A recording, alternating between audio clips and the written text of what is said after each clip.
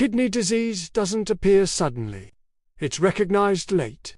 The kidneys hide damage through compensation until reserve is exhausted. In this video, you'll understand why diagnosis comes late and what real prevention actually looks like. In our last two videos, we followed the kidneys through a long, quiet journey of adaptation.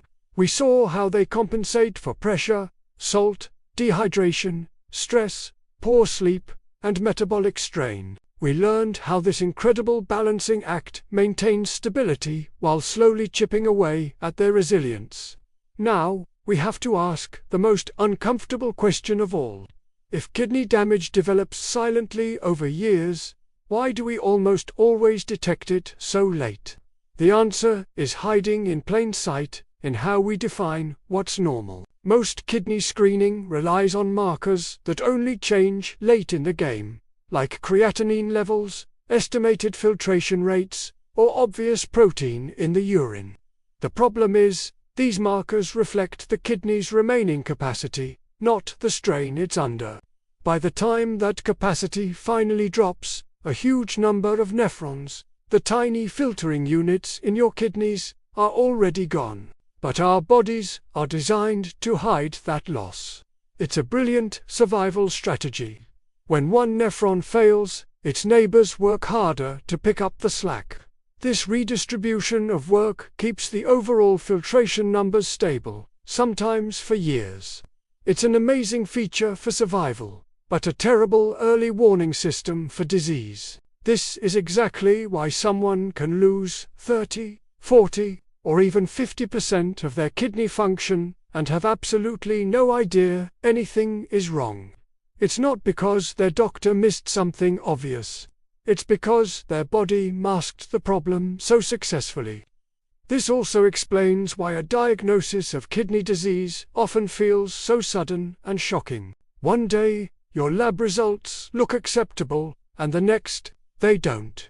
From your perspective, the change seems to happen overnight. But from your kidney's perspective, it's the moment that long, slow process of compensation finally collapses. This collapse happens when the kidney's reserve is completely exhausted. Think of it like your heart or your liver. All these organs have a built-in reserve, an extra capacity to handle stress. When enough nephrons are lost, the remaining ones can no longer ramp up their workload safely. That's when filtration rates finally drop, waste products start to build up, and fluid balance gets thrown off. Only then do the numbers on your lab report change. And only then does medicine typically react. This delay creates a very dangerous misunderstanding. Many people believe that kidney disease is something that just appears late in life. But the reality is, it's just recognized late.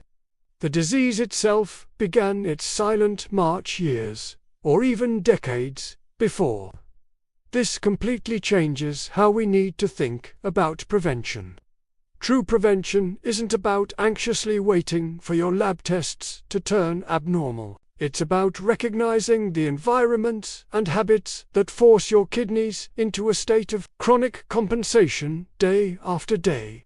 So, the question shouldn't be, are my kidneys failing? A much better question is, what am I forcing my kidneys to compensate for every single day? Is it high blood pressure, chronic low-grade dehydration, too much sodium, poor sleep, persistent stress, a strained metabolism? Each of these factors on its own might seem manageable, but when you add them all together, they create a continuous, heavy load. And that continuous load is what erodes your kidney's precious reserve.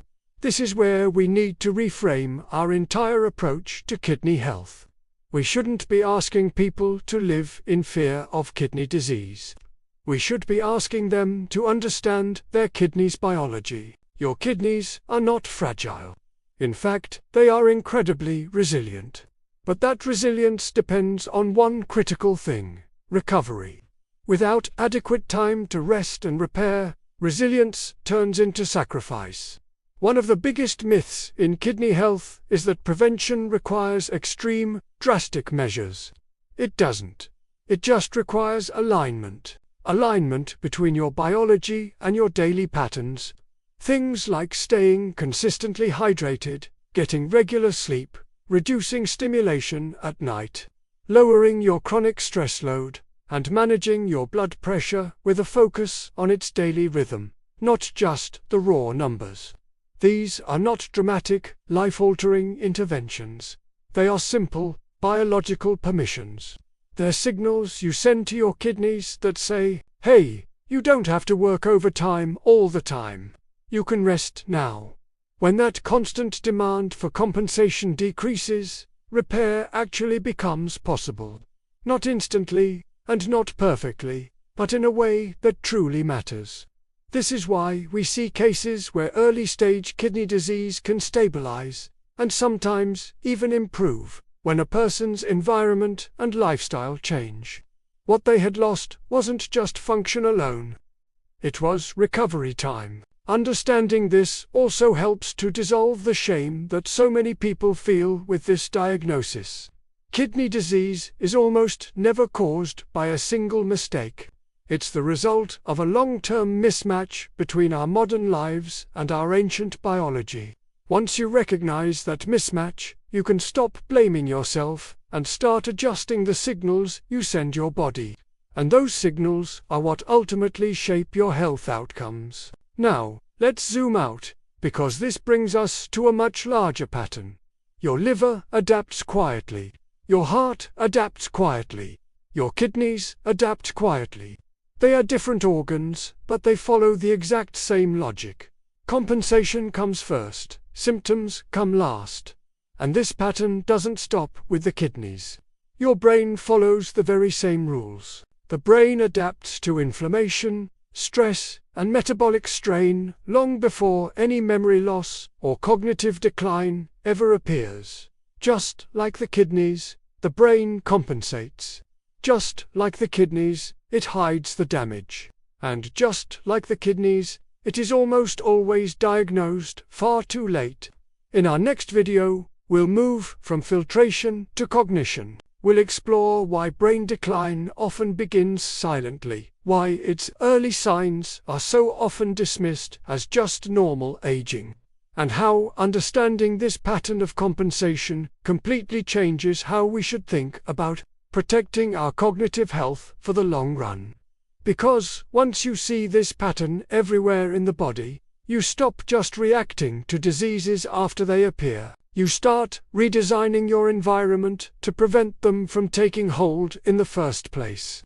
And that is where true prevention really lives. Thanks for watching, and I'll see you in the next video.